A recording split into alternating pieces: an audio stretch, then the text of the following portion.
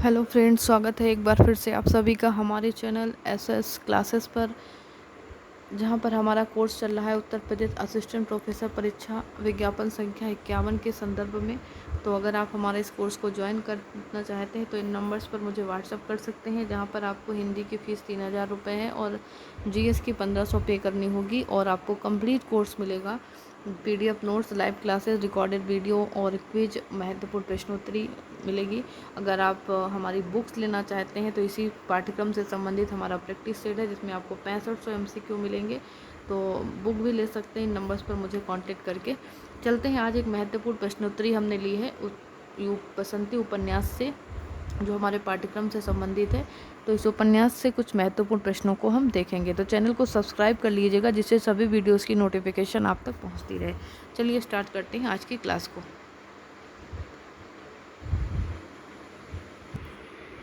पहला प्रश्न है हमारा आज का, बसंती उपन्यास का प्रकाशन वर्ष क्या है? 1992, 80, 85 या 1984? सही आंसर हो जाएगा 1980। थोड़ा सा जल्दी हम चलेंगे और आप भी अपना स्कोर ज़रूर बताइए कितने सही होते हैं। तो अगला प्रश्न है, बसंती उपन्यास के विषय में कौन सा कथन सही नहीं है? तो पहला है, उपन्यास महानगरी जीवन की खोखली चमक दमक को प्रस्तुत करता है। इस चमक दमक के बीच अंधेरी खाइयों में भटकती बसंती जैसी एक पीढ़ी का चित्रण किया गया है। बसंती उपन्यास में उमेश नगर का जिक्र आता है और सभी सही हैं। तो तीसरा आंसर इसका गलत हो जाएगा, उमेश नगर का नहीं, रमेश नगर का जिक्र आता है। अगला है, बसंती भीष्म शाहिनी का कौन सा उपन्यास है? पहला, दूसरा, चौथा या पांचवा? तो सही आंसर हो जाएगा चौथा उपन्यास है। अगला क्वेश्चन है, बसंती उपन्यास में कहाँ के राज मजदूरों के पलायन के बाद दिल्ली के आसपास बसने की कहानी है? तो आंसर यहाँ पर सही क्या हो जाएगा? मध्य प्रदेश, बिहार, राजस्थान या महाराष्ट्र? तो सही आंसर हो जाएगा राजस्थान। ठीक है, नेक्स्ट क्वेश्चन है, तुम्हें निकलना होगा, बस्ती खड़ी नहीं रह सकती, अब बहस करने की कोई ज़रूरत नहीं है। ये कथन उपन्यास में कौन कहता है? ये सरकार का मतलब ये निर्णय जो है वो किसके लिए होता है? अवैध बस्तियों के लिए, बसंती के लिए, रमेश नगर के निवासियों के लिए या दिल्ली वासियों के लिए? तो ये होता है अवैध बस्तियों के लिए। अगला प्रश्न है कि बसंती उपन्यास का कौन सा पात्र इसमें से नहीं है? बुलाकी राम, चौधरी, बरडू, दीनू, रुक्मी, श्यामा बीबी और रामू? तो सही आंसर हो जाएगा रामू इस उपन्यास का पात्र नहीं है। अगला प्रश्न है, बसंती का पिता बुलाकी राम बसंती को कितने रुपए में बेचता है? बसंती का पिता बुलाकी राम के हाथों बसंती को कितने में बेचता है? 1200, 1500, 1400 या 1000? तो सही आंसर यहाँ पर क्या हो जाएगा? 1200 रुपये। अगला क्वेश्चन है, बस कि भगवान के सामने सौगंध खाई थी, मेरी मांग सिंदूर से भरी थी, बालों में फूल लगाए थे।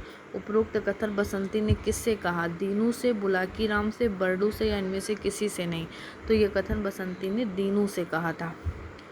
अगला है, बसंती और दीनू के बेटे का क्या नाम होता है? पप्पू, राजू, रामू या मोहन? सही आंसर हो जाएगा पप्पू नाम था। ठीक है, अगला क्वेश्चन है, दीनू बसंती को अपने दोस्त बरडू के हाथों कितने रुपए में बेचकर चला जाता है? 200, 300, 150 या 1500? तो सही आंसर क्या हो जाएगा? 200 रुपये में बेचकर 300 रुपये में बेचकर चला जाता है। अगला है क्वेश्चन, बसंती रमेश नगर के घरों में कौन सा काम करती थी? तो बसंती रमेश नगर के घरों में चौका बर्तन, खाना बनाने का, कपड़े धोने का या चौकीदारी का? कौन सा काम करती थी? तो वो चौका बर्तन का काम बसंती करती थी रमेश नगर के घरों में। ये सही हो जाएगा। अगला क्वेश्चन है, तू चोरियां करती फिरती है, मुझे बदनाम करती है, उपरोक्त कथन किसका है? मिसेस सूरी का, श्यामा बीबी का, दीनू का या बसंती की माँ का? तो उपरोक्त कथन है श्यामा बीबी का, बसंती के लिए। अगला क्वेश्चन हमारा आता है कि बसंती उपन्यास के प्रमुख पात्रों में कौन सा असंगत है? तो सूरी साहब, जमुना, हीरा, मंगलू या रेशमा? तो रेशमा जो पात्र है वो बसंती उपन्यास का नहीं है। ठीक है, अगला हमारा क्वेश्चन आता है, बसंती उपन्यास का उद्देश्य क्या है? पूंजीवाद का विस्तार और विकास दर्शाना, मेहनत कश के बार बार उजड़ने की त्रासदी का चित्रण, गरीबों के प्रति संवेदना, उपरोक्त सभी? तो सभी जो तीनों हैं ये सही हैं इस उपन्यास के संदर्भ में। 15वां क्वेश्चन हमारा आता है, भगवान जी मेरे सदा ही मुँह फुलाए रहते हैं। ऐंठ कर बोलो तो नाराज, हंसो तो नाराज, किस किस से डर कर रहूं? बापू से, माँ से, आप से, भगवान से। किसका कथन है ये? बसंती की माँ का है, श्यामा बीबी का है, बसंती का है या दीनू का है? तो ये जो आंसर है, ये कथन किसका है? ये कथन है बसंती का कथन है, स्वयं का। ठीक है, बसंती ये कथन स्वयं कहती है। अगला क्वेश्चन है, जितनी जल्दी हो सके शुरू से 30-40 घरों को तोड़ डालना जरूरी था ताकि बसती रहने के लिए नकारा हो जाए, बस्ती खाली कर दे। उपरोक्त कथन किसका था? बसंती का, सूरी साहब का, दीनू का या भीष्म साहनी जी का, स्वयं का? तो ये कथन जो है भीष्म साहनी जी का स्वयं का, यानी लेखक स्वयं ये कथन कहते हैं। 17वां उपन्यास है, उच्च वर्ग के पात्र के अंतर्गत भीष्म साहनी जी ने किसको दर्शाया है? बसंती को, श्यामा बीबी को, दिल्ली की सरकार को या इनमें से बसंती और श्यामा बीबी दोनों को? तो सही आंसर यहाँ पर हो जाएगा, दिल्ली की सरकार को दर्शाया है यहाँ पर। ठीक है, अगला क्वेश्चन आता है, बसंती उपन्यास की पूर्व पीठिका किस कहानी को माना जाता है? निशाचर कहानी, शोभा यात्रा कहानी, राधा अनुराधा या भाग्य रेखा? तो सही आंसर क्या हो जाएगा? राधा अनुराधा कहानी को बसंती उपन्यास की पूर्व पीठिका माना जाता है। 19वां क्वेश्चन है, बसंती उपन्यास कुल कितने खंडों में विभक्त है? 10, 15, 22 या 34? तो सही आंसर इसका हो जाएगा 15 खंडों में विभक्त है। अगला क्वेश्चन है, दर दर की ठोकरें खाने से अच्छा है कि अपने घर लौट जाओ। उपरोक्त कथन किसका है? बसंती का है, श्यामा बीबी से या दीनू का बसंती से, श्यामा बीबी का बसंती से या बसंती से उसकी माँ का?